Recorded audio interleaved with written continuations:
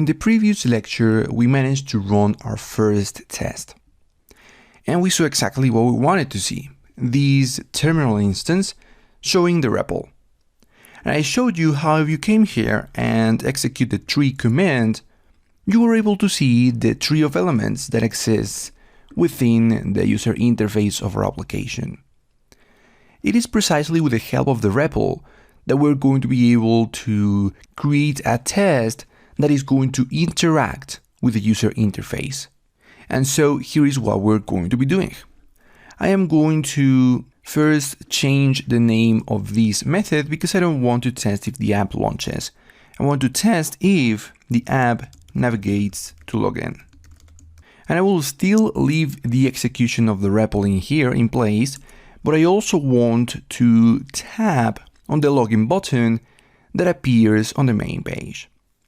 So as soon as the application runs, I am able to see if the navigation executes successfully.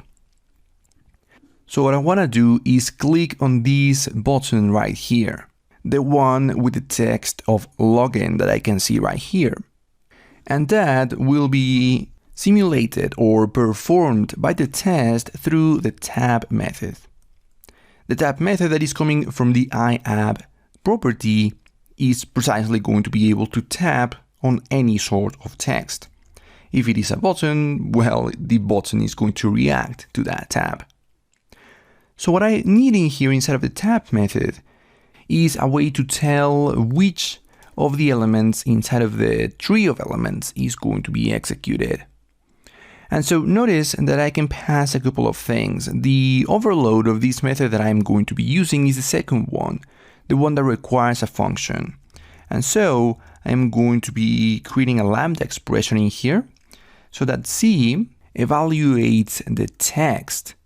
This text method is going to help me create a query to go ahead and search for a text inside of the tree of elements that contains this string. And as we saw already, there is precisely a button that contains that text, this string as the text. And so this way, I will be able to find that button in this tree. And that's it. This is everything that I need to do to click that login button. So let me actually go ahead and stop this test by closing this window, this terminal window. And so what I will do is come over here to the unit tests, where I now see that the iOS and of course the Android app list this new test. The test is called differently, so it is identified as a new one that so far hasn't run on any of these platforms. And so what I can do is simply right click on the test and run the test. So we see of course the REPL be opened first. That is the first thing that has to be executed in here.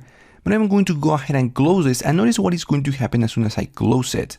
Here I click on terminate, and as soon as that happens, notice that we got navigated over to the login page because this tab right here was executed. So indeed, the navigation is happening again. And we as humans can understand that because we can see that happening on the screen. But of course, it is not just about us being able to identify that.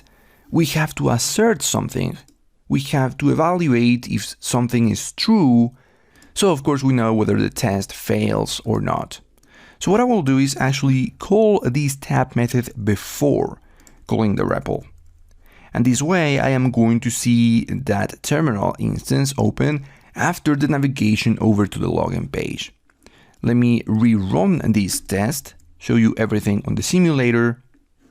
And by the way, let me navigate back to the main page here. And we are going to see first the login button being pressed and then the terminal being open, which is exactly what we see here. Now, let me zoom in a little bit in the terminal and execute the tree command again. Of course, this time we see something entirely different because this login page is very different to what we see over on the main page. So with this information right here, we could begin to assert what exists inside of this view so we know if we actually got navigated or not. So if you think about it, we could evaluate if one of these buttons exists. However, this button, at least inside of the REPL, looks exactly the same as the login button in the other page. If I, on my simulator, click this login button to go back to the main page, and I execute the tree again, notice this button right here and this button right here. They have the same label and the same text. So to make a distinction between these two, I am going to be navigating back over to my SAML view, the one for the login page. And in here, to the button, I am going to assign an automation ID. This automation ID is the best way inside of Xamarin Forms to identify elements eventually when we perform our tests. And it will be a little bit clearer in just a minute, but here on the automation ID, I am going to name this login page login button. It may not be the best name that we can give this button in the automation ID, but it is going to enable us to evaluate if the button that exists inside of the tree of elements is actually from the login page.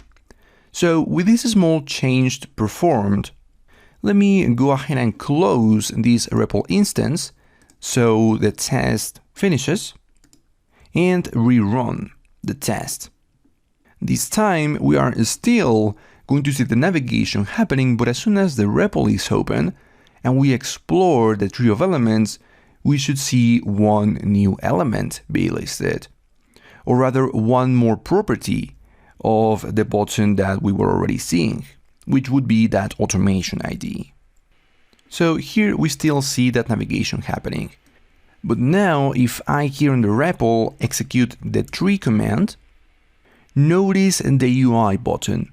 It now not only contains the label and the text, but an ID. And if we navigate back to the main page and execute the tree command, we see that this login button does not contain an ID. They are finally different. This way, we will be able to assert whether or not the UI button that is now displayed in the view is actually from the login page. So to assert that, to make sure that I'm actually on the login page, and let me just finish up with this test, I am going to add a method in here that is going to first check precisely for that element, and then, having checked for that element, make an assertion for whether or not that element is there. So I am going to create a variable in here that is going to be result. And result is going to be equal to calling the query method from the IApp property. And this query method is going to require that item that we're going to be searching for. And that is going to be performed through the marked method. This method is going to be very similar to the text method, except this one, instead of searching for text, is going to search for IDs. And I know that the ID of the element that I'm looking for is this one right here, the one that was assigned to the automation ID. And so over here to marked, I pass that ID. So basically checking for this item inside of the tree. And now what I can do is call the assert method. The assert method is probably the most important method that you can call inside of a test. It is the one that is going to return whether true or false, whether this test passed or not. And so what I can do is do things like evaluate if the item is true. And the thing that I want to test if it is true is if the results, the variable that I just created, contains any items. Notice that the result is going to be an array of app result, containing one item per item found. Of course, since I am using an ID, it should only return one. But here I am using any, so as soon as there is one item inside of result, there was one item with this ID found on the tree. And so, if that condition is not true, I am going to set just navigation to login page didn't happen. So there we go. We are now making an assertion.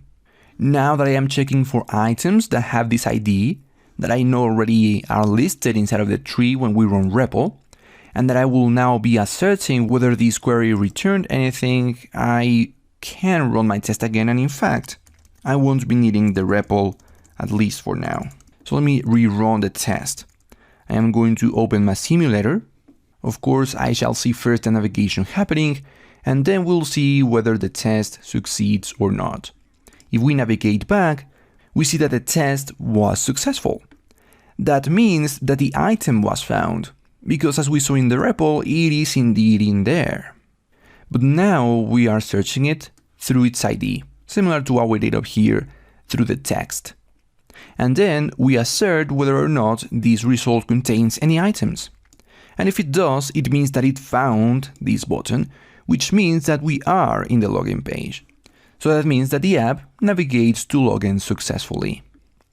If this weren't true, well, it's true the method from assert would make the test fail. But there you have it. We have executed a first actual test that asserts some value. Now, the purpose of this course is not to dig too deep into these tests.